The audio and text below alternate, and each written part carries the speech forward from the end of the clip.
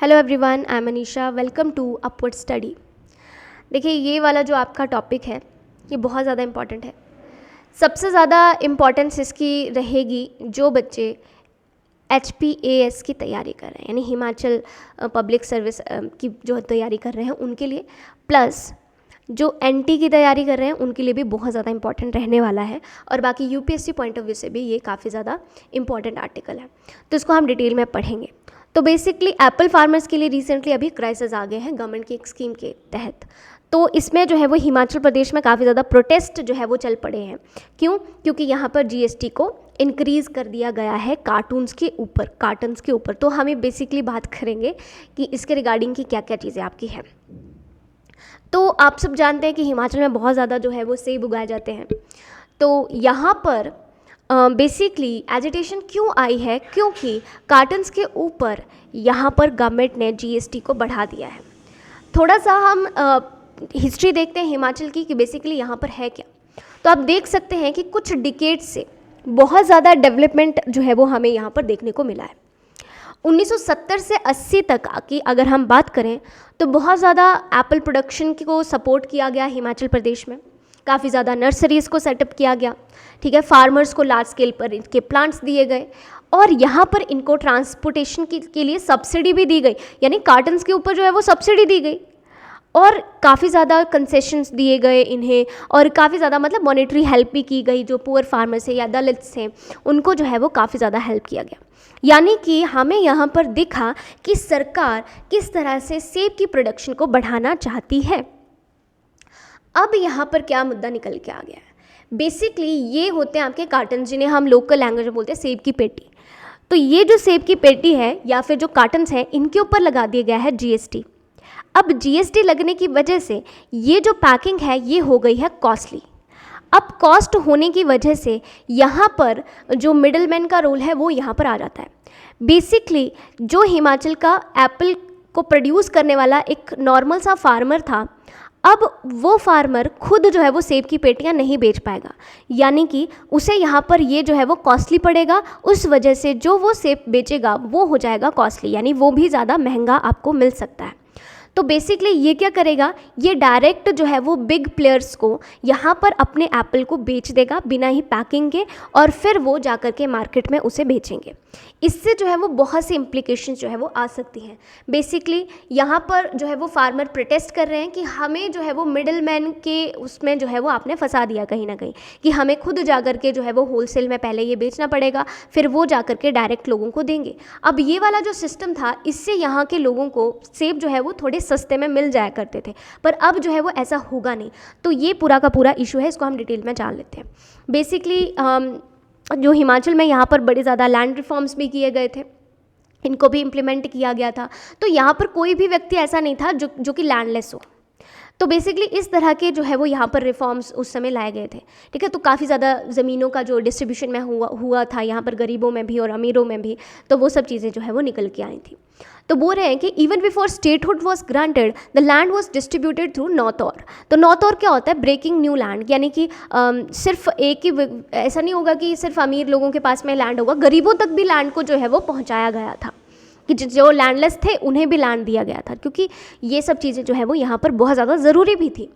अब बोल रहे हैं कि any land till was eventually transfer to those tilling them. तो यहाँ पर ज़मींदारी सिस्टम को बेसिकली ख़त्म किया गया था, क्योंकि अंग्रेज़ों के टाइम में क्या होता था, जो ज़मींदार था उसे लैंड का ऑनर बना दिया गया था, और जो किसान था वो लैंडलेस हो गया था और वो यहाँ पर ज़मींदार को रेंट दिया करता था। अब ये जो किसान है जो यहाँ पर इस खेत में खेती कर रहा है, तो इसी किसान को जो है वो यहाँ पर ओनर बना दिया था सरकार ने, ज़मींदार का रोल ख़त्म कर दिया। तो बेसिकली यहाँ पर ये चीज़ हो गई थी। तो बोल रहे हैं कि अब यहाँ पर laws in the state restrict the transfer of land in favour of person who is not agriculturist of Himachal Pradesh. तो यहाँ पर ये भी चीज़ें देखी गई। अब 1980 से 90 के दशक में हमें क्या देखने को मिलता है? हमें ये देखने को मिला कि जो पेजेंट्स है वो बहुत ज़्यादा सक्सेसफुल हो गए थे, जिसकी वजह से प्राइस जो है वो बढ़ रहे थे, यानी कि मार्केट प्राइस पर जो है वो एप्पल के प्राइस जो है वो चलने लगे थे। अब 1990s में यहाँ पर और भी ज़्यादा लैंड में फ्रेगमेंटेशन किया गया, लो प्रोडक्टिविटी हुई and withdrawal of state support. उसने स्टेट का जो सपोर्ट, जो भी यहाँ पर सब्सिडीज़ वगैरह मिलती थी सेब के प्रोडक्शन पर या जो भी चीज़ें ये प्रोवाइड करवाया करते थे, कंसेशन वगैरह, अब यहाँ पर सरकार ने वो छोड़ दिए। तो एग्रीकल्चर जो है वो अनसस्टेनेबल होने लगा। तो cost of production of agriculture items जो है वो यहाँ पर इंक्रीज़ हुई इसकी वजह से, क्योंकि सब्सिडीज़ वगैरह जो है वो यहाँ पर नहीं मिल रही थी अब, तो ये जो है वो यहाँ पर कॉस्ट इंक्रीज़ हुई। और यहाँ पर जो भी रेम्यूनरेटिव प्राइजेस यहाँ पर पुअर और मार्जिनल ग्रोअर्स को मिलते थे वो भी यहाँ पर मिलना बंद हो गए। अब यहाँ पर क्राइसिस के कारण क्या है, आपको यहाँ पर देखने को मिलेगा कि इसके दो कारण हैं। पहला कि यहाँ पर कॉस्ट ऑफ प्रोडक्शन बढ़ गई, क्योंकि अब सरकार जो है वो सब्सिडी नहीं दिया करती, और इनपुट ऑफ फर्टिलाइजर्स या इंसेक्टिसाइड या फंजीसाइड्स हो गए, अब इनका भी जो है वो ज़्यादा यूज़ होने लगा है, ठीक है, तो इनका भी इंक्रीज़ हो गया है, ठीक है। तो यहाँ पर बोल रहे हैं कि कुछ एस्टिमेट्स के अनुसार जो एप्पल का कॉस्ट है या कार्टन्स का है या ट्रे या पैकिंग जो है वो भी यहाँ पर बहुत ज़्यादा महंगी हो रही है। लास्ट डिकेड में जो कॉस्ट ऑफ कार्टन था वो यहाँ पर 30 रुपये से 130 रुपये तक पहुँचा दिया गया था। अब जो कॉस्ट था borne to market and the produce has also risen, उससे ज़्यादा और भी, तो सेब की पेटी जो है वो ज़्यादा महंगी पड़ने लगी। आप सोचिए कि एक सेब की पेटी आपको अगर 1000 रुपये में मिलती है और वहीं इसमें मान लीजिए कि आपको 1000 रुपये में मिलते हैं 5 किलो सेब, तो अगर आपको मार्केट में 100 रुपये किलो के हिसाब से सेब मिल जाएंगे तो आप किसे प्रेफर करेंगे? तो आप ऑब्वियस है कि 100 रुपये किलो को ही प्रेफर करेंगे, क्योंकि ये तो आपको 200 रुपये किलो पड़ रहा है ना।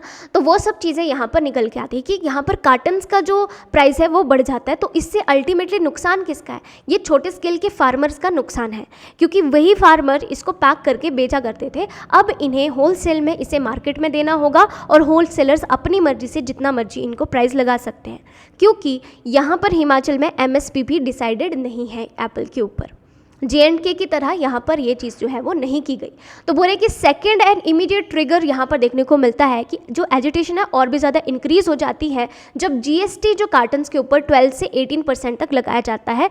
तो इससे क्या हो जाएगा, इससे जो बिग बायर्स हैं उनको यहाँ पर बहुत ज़्यादा फ़ायदा होगा ओपन मार्केट में। तो बोल रहे हैं कि यहाँ पर 3 फार्म लॉज जो है वो design to protect of getting rid of the middle man, कि उसको तो सिर्फ हम इसीलिए ला रहे थे कि मिडिल मैन का इसमें कोई रोल ही नहीं रहे, ताकि डायरेक्ट फार्मर्स को फ़ायदा हो या ग्रोअर को फ़ायदा हो। अब ये यहाँ पर कहीं ना कहीं इस चीज़ से जो है वो मेल नहीं खाता। तो बोल रहे हैं कि यहाँ पर जो एप्पल ग्रोअर्स हैं वो यहाँ पर जो है वो उसकी वजह से यहाँ पर प्रोटेस्ट करते हुए हमें दिखाई दे रहे हैं। तो लार्ज प्लेयर्स जो हैं वो यहाँ पर कार्टन्स में जो है वो सेब को नहीं खरीदते हैं, ठीक है, तो वो उनको प्रोक्योर करते हैं, प्लास्टिक ट्रेज में रखते हैं और उन्हें जो है वो उसी तरह से किलोग्राम के हिसाब से बेचा करते हैं। तो बोला है कि बाय डूइंग दिस वो जो ये कॉस्ट ऑफ पैकेजिंग है उसको यहाँ पर वो रिड्यूस कर सकते हैं बहुत ही ईजीली। तो यहाँ पर जो ये चीज़ जो है वो निकल के आती है कि ओपन मार्केट में जो फिर आपके जो बिग प्लेयर्स हैं वही यहाँ पर जो है वो इसको डोमिनेट कर लेंगे। तो बोले कि unlike the open market where apples of varieties and grades are procured, the large players only procure apples of high quality, कि वो सिर्फ हाई क्वालिटी के ही सेब यहाँ पर रखेंगे। तो यहाँ पर ये सब चीज़ें जो है वो आती हैं जो कि सिर्फ आपको मतलब 20 to 30% तक ही देखने को मिलते हैं, ठीक है, हार्वेस्ट के।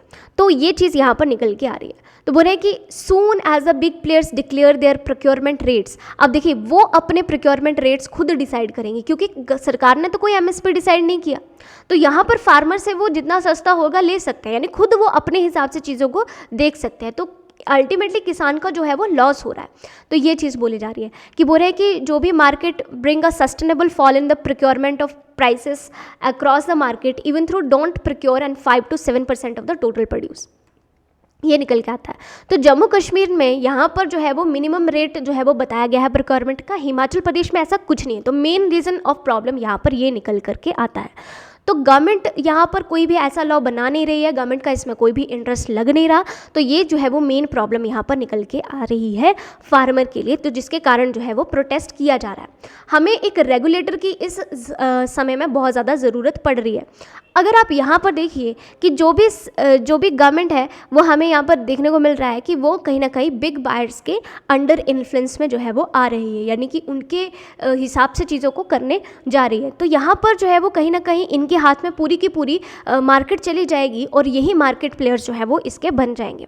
ठीक है, तो वो सब चीज़ें जो है वो निकल के आ रही है। तो बिग ग्रोअर्स या रिच प्लांटर्स जो है वो सारा का सारा बफर प्रेशर जो है वो क्रिएट कर रहे हैं small and marginal Apple growers के ऊपर, और ये जो है वो कहीं ना कहीं खतरनाक चीज़ जो है वो साबित हो सकती है। तो ये चीज़ें यहाँ पर निकल करके आ रही हैं। आई होप आपको पूरा आर्टिकल समझ में आया होगा। तो बाकी इसके बारे में आपका क्या पॉइंट ऑफ व्यू है आप मुझे कमेंट बॉक्स में बता सकते हैं। प्लस अगर आपको लेक्चर अच्छा लगता है तो इसे लाइक करके मुझे ज़रूर बताइए। प्लस अगर आपने चैनल को सब्सक्राइब नहीं किया है तो आप चैनल को भी सब्सक्राइब कर लें।